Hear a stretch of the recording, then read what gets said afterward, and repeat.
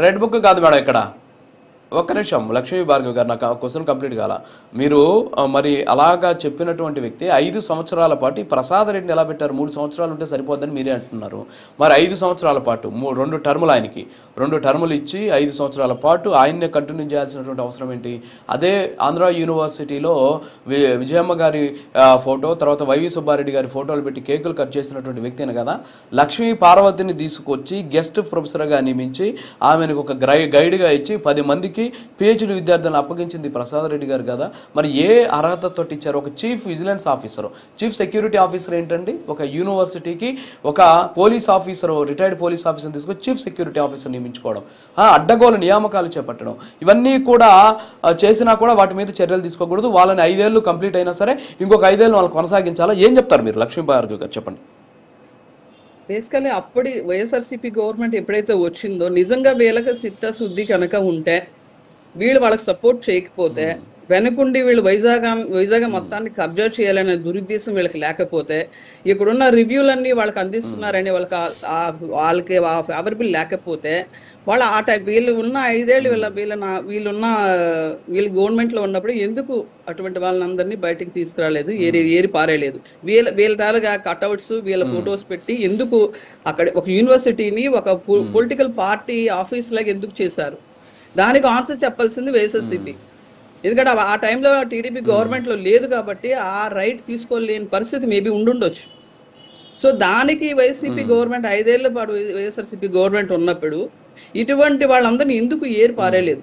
మీ నిజాయితీ పరుడు, మా నాయకుడు చాలా గొప్పవాడు, మా నాయకుడు చాలా గట్స్ ఉన్నాయి, సింహం సింగిల్ గా వస్తుంది, ఇటువంటివన్నీ కూడా ఒక సినిమాటిక్ డైలాగులన్నీ వ్యక్తపరచడం కాకుండా వీళ్ళ నాయకుడు 5 ఏళ్ల పాటు ఏం చేశారు?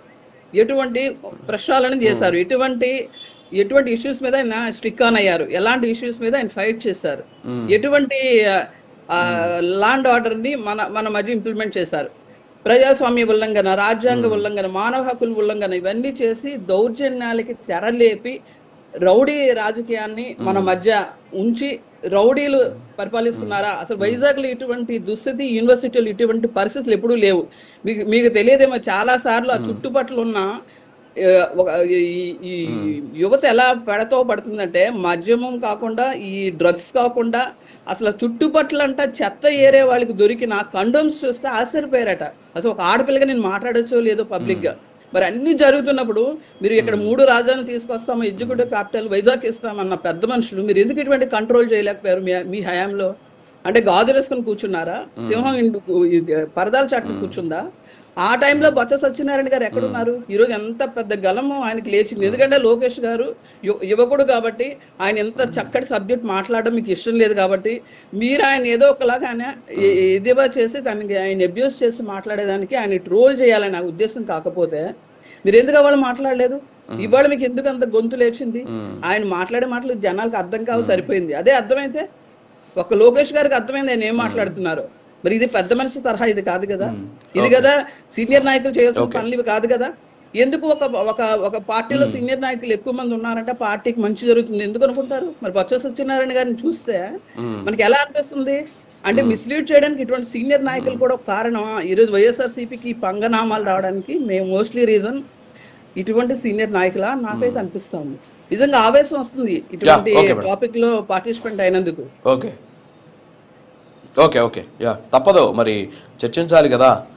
ఓకే, చందు సాంబశివరావు గారు sir, good morning sir. Minimum ఒక కొంచెం ఇంట్లో ప్రిపేర్ అయ్యారు. ఏది వాస్తవం ఏది అవాస్తవం ప్రజలు ఇదంతా ఉన్నారు. ఎప్పటికే వాళ్ళకి బుద్ధి చెప్పి వాళ్ళ ఇళ్లలో కూర్చోబెట్టి, అది కూడా దయా